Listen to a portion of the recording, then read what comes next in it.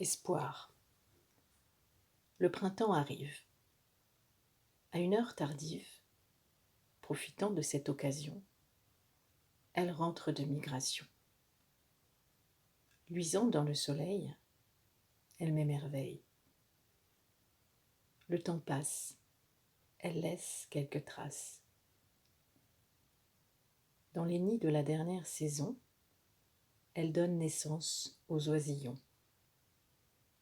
Je vois chez l'hirondelle un bien éternel.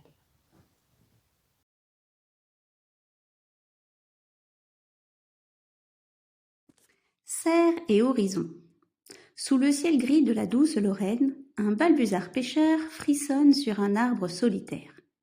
Ses ailes brunes s'ouvrent, caressant l'air, et son ventre blanc brille au-dessus de la rivière. Il plonge soudain, serre ouverte, rapide comme l'éclair, attrape un poisson argenté et s'élève dans l'air. Mais l'hiver approche et le vent devient plus fort. Il s'envole vers le sud, suivant son instinct, guidé par un chemin ancien, une route invisible que connaissent les oiseaux migrants. Quand le printemps revient, il retrouve les lacs et rivières d'autrefois. Au-dessus de l'eau, calme, il plane fièrement, prêt à chasser à nouveau, jusqu'au prochain grand voyage.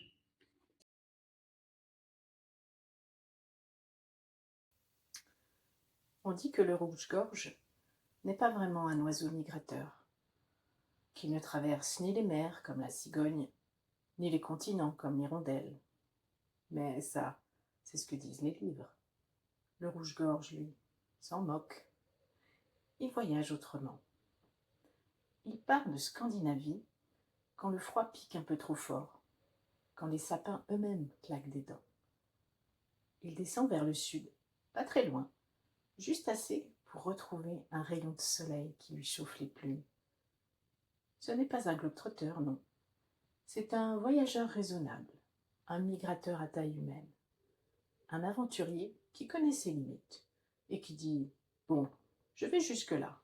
Après, j'ai un buisson préféré qui m'attend. » Et pourtant, quel panache!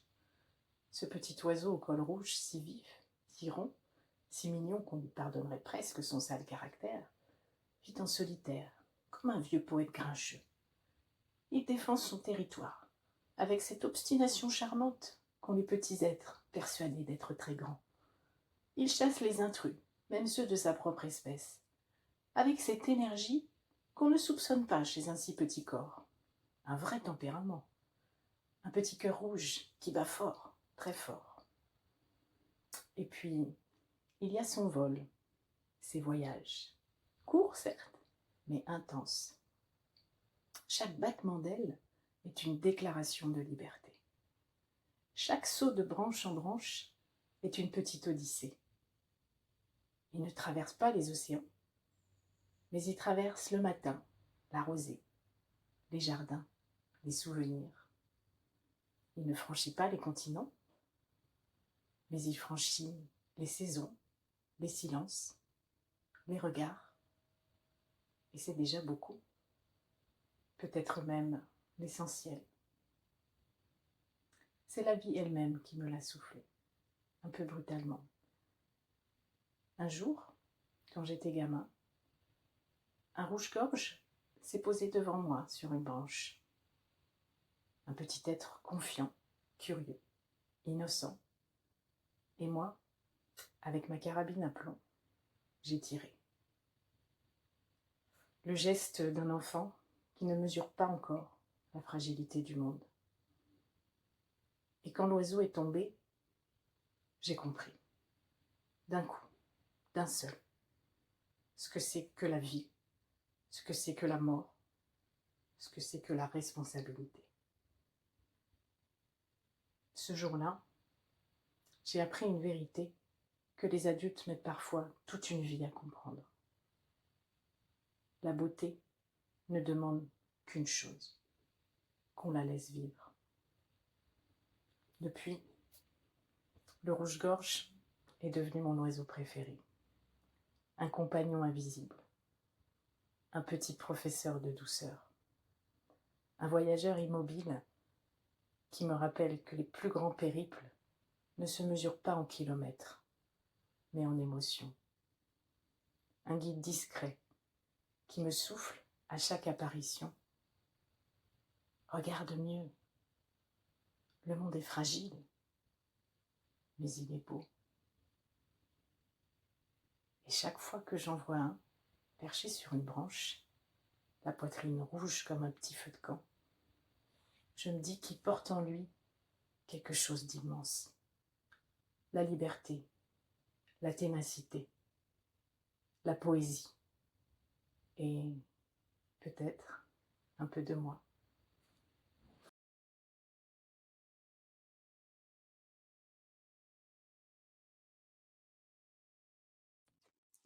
Monsieur le circaète.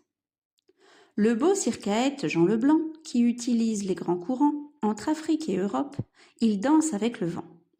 Il est spécialiste de la chasse aux serpents. En vol d'esprit, il scrute le sol en plongeant.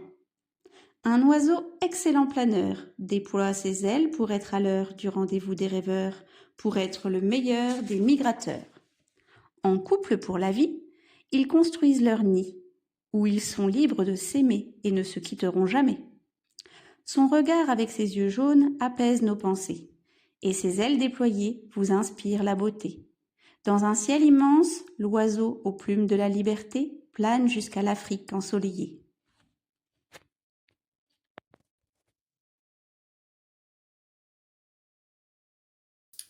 Je parlerai des oiseaux. Tant que des hommes mourront à travers des mers, sur des zodiaques percés, je parlerai des oiseaux qui amènent le printemps. Tant que des femmes mourront à travers des déserts, emportant les enfants de la guerre, je parlerai des oiseaux qui appellent l'hiver en partant. Je parlerai des oiseaux qui se jouent des frontières.